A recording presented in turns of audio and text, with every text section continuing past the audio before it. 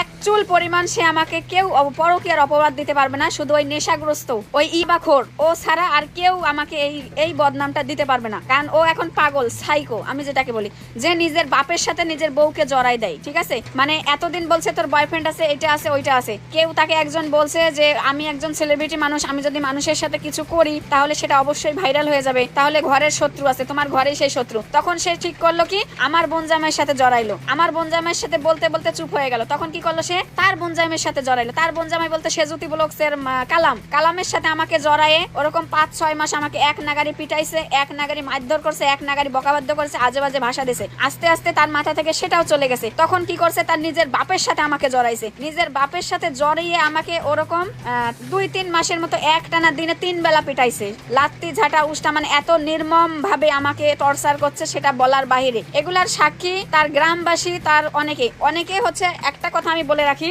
আমি কিছু বলতে চাইনি, আমি সব সময় চাইছি যে সম্পর্কটার সম্মান থাক, ও আমাকে ছেড়ে দিবে দিক, তারপর ওর প্রতি আমার সম্মানটা থাক। কিন্তু আমি যখন দেখতেছি সে আমার নিজের সম্মান, আমার সম্মানটা সে রাখতেছে না, তার তো 6 বছর আমি বউ ছিলাম, সে আমার সম্মানটাই সে রাখতেছে না, তো আমারও আর্চা করার দরকার নাই তার সম্মানের কথা। আসল কথা সব সময় পরকিয়া করে বেড়াইছে সে, আর উল্টা দোষ চাপাচ্ছে আমার উপর। আমি যে পরকিয়া করছি সে এক পরিমাণ কোথাও কোনো প্রমাণ দিতে পারে নাই। এমনকি আমাদের এইটা নিয়ে সে আমাকে 3 বার মারতে মারতে মেডিকেলে পর্যন্ত পাঠাইছে, আর একবার কুষ্টিয়াতে আর 2 বার হচ্ছে রাজশাহীতে। রাজশাহী রাজপাড়া থানাতে সবাই আমার হচ্ছে সাক্ষী, ও কিভাবে আমাকে টর্চার করছে, কিভাবে মারছে, মানে ওখানকার পুলিশ, থানার পুলিশ সবাই হচ্ছে সে তার সাক্ষী। ঠিক আছে, নিজে পরকিয়া করছে তার অহরহর প্রমাণ আমার কাছে আছে, আমি সেই প্রমাণগুলা স্ক্রিনশট রেখে দিছি, অবশ্যই আপনাদেরকে দেখাবো। সে আমার যে ফলোয়ার আমাকে ফোন দেয় আমার সাথে কথা বলার জন্য, সে তাদের সাথে বিভিন্ন রকমের বাজে ব্যবহার করে, বাজে ভিডিও পাঠায়, তাদেরকে বাজে ইঙ্গিত দেয়, এরকম অনেক মেসেজ আছে।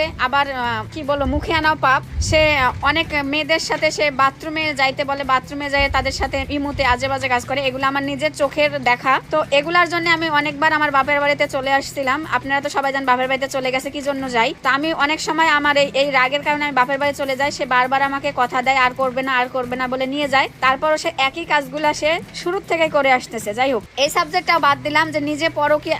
আর একটাই বেশি মানে জিনিস বেশি খারাপ লাগতেছে, যে নিজে অন্যায় করছে, নিজে অপরাধ করছে, নিজে মারধর করছে, করার পরে সুন্দর করে সাজিয়ে গুছিয়ে কান্নাকাটি করে উল্টা আমার নামে বদনাম ছড়াচ্ছে। হ্যাঁ, তো আমি এটা আর কখনোই চুপ থাকবো না, মুখ আর বন্ধ রাখবো না। ঠিক আছে, আমি মানলাম আমি খুবই খারাপ, কিন্তু ওর গ্রামের লোক, ওর বাড়ির লোক কেউ এ পর্যন্ত আমার বিরুদ্ধে একটা প্রমাণ দিতে পারে নাই। এই বিধি মানে একটা লোকের সাথে 1 মিনিট কথা বলছে, একটা লোকের সাথে 2 মিনিট চ্যাটিং করছে, মানে মানুষের এতদিনের একটা সংসার, 2টা বাচ্চা, আমার একটা সংসার ভেঙে গেলে মানুষ কিন্তু